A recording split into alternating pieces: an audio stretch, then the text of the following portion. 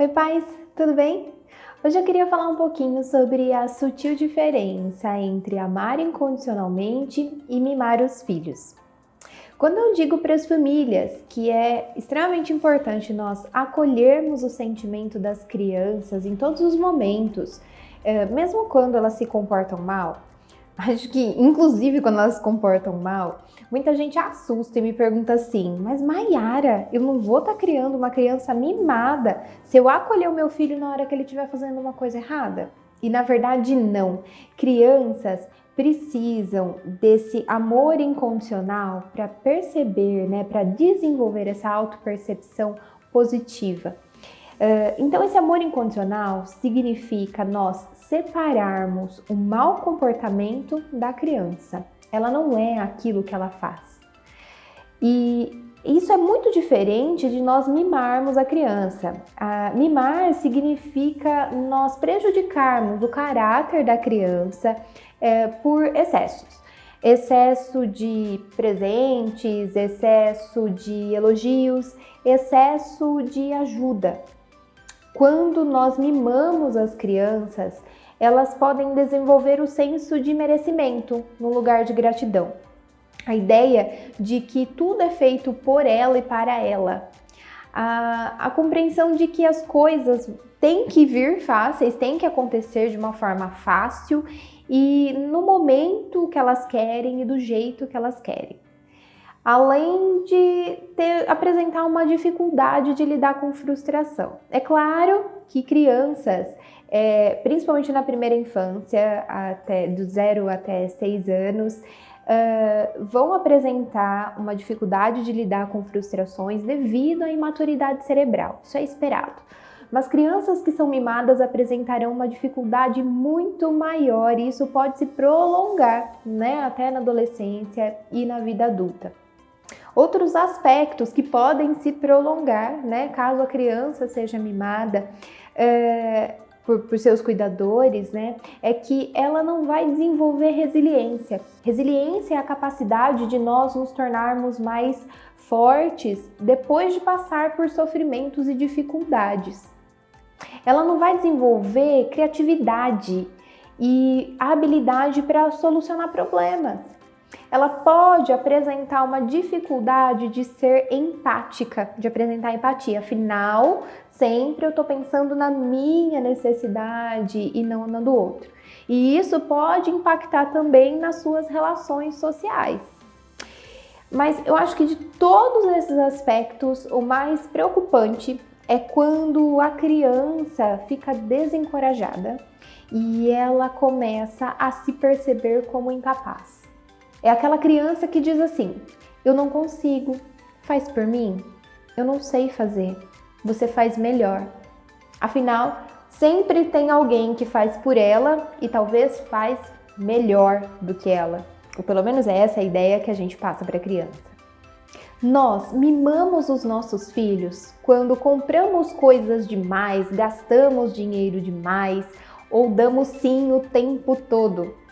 Nós mimamos também quando protegemos as crianças de todo o sofrimento, de qualquer frustração, quando a gente faz o dever de casa para que ela não leve bronca da professora, quando a gente pede para aquele pai dar mais um convitinho para o nosso filho, para aquela festa que o nosso filho não foi convidado.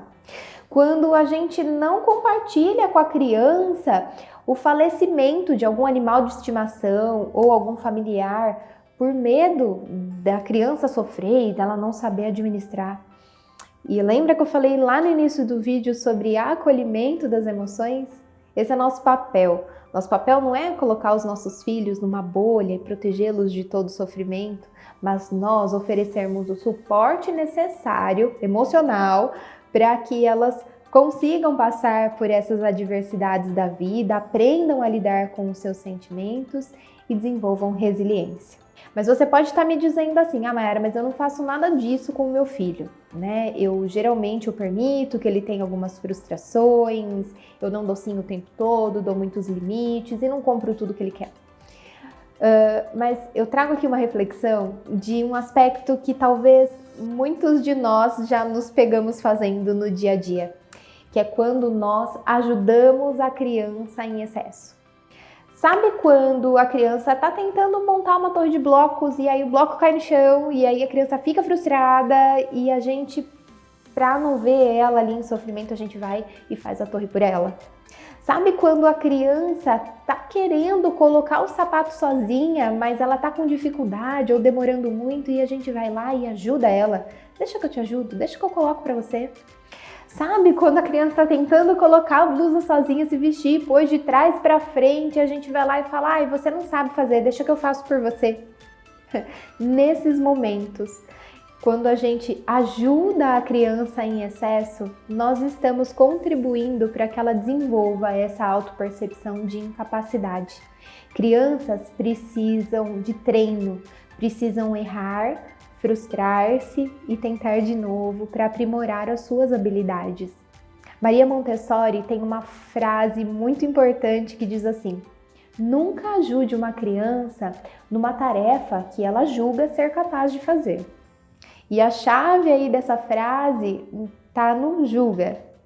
A criança ela pode não ser capaz de colocar os sapatos corretamente, mas se ela acredita que ela é capaz, nós confiamos na criança e permitimos que ela tente, treine. E se ela se frustrar, a gente vai lá e oferece apoio emocional. O que você pode fazer para conseguir? Será que você não está frustrado e cansado? Que tal se nós esperarmos um pouco e você tentar mais tarde? Um ponto importante é que a gente saiba diferenciar necessidade e desejo. Crianças não precisam ter todos os seus desejos satisfeitos, mas é nosso trabalho, enquanto adultos cuidadores, garantir que todas as suas necessidades, ou que pelo menos a maioria delas, sejam satisfeitas. Criança não precisa do smartphone de última geração, ela não precisa daquele brinquedo da moda, ela não precisa ver mais um desenho animado. Ela não precisa comer uma porcaria ou uma guloseima só porque ela está de estômago vazio porque rejeitou o almoço. Mas as crianças precisam sim de tempo de qualidade e em quantidade com seus cuidadores.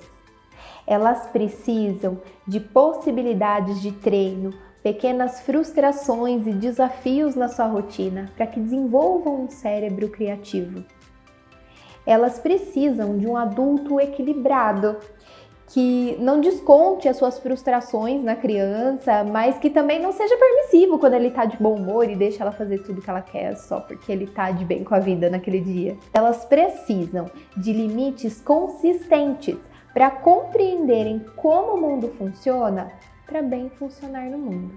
Apresento aqui para você uma ferramenta respeitosa e eficaz para que as crianças desenvolvam essa autopercepção positiva e desenvolvam resiliência. A ferramenta se chama Consequências Naturais.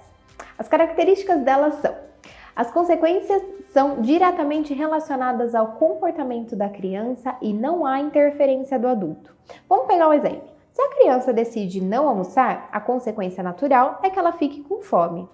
Se a criança decide não almoçar e a gente coloca ela no cantinho do pensamento, essa consequência não é relacionada ao comportamento dela, portanto não há aprendizado e houve interferência do adulto. Outra característica é que o adulto decide o que ele fará e não o que a criança deve fazer.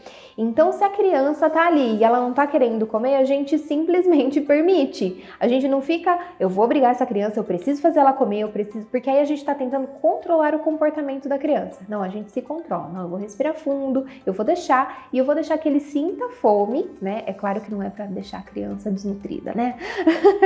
Não é para deixar a criança desmaiando ali, mas ela esperar ali umas 2 ou 3 horas até que chegue a próxima refeição, o lanche da tarde, não vai matar ela de fome, e isso pode ser uma ferramenta fundamental para que ela aprenda a lidar, né, com as próprias escolhas.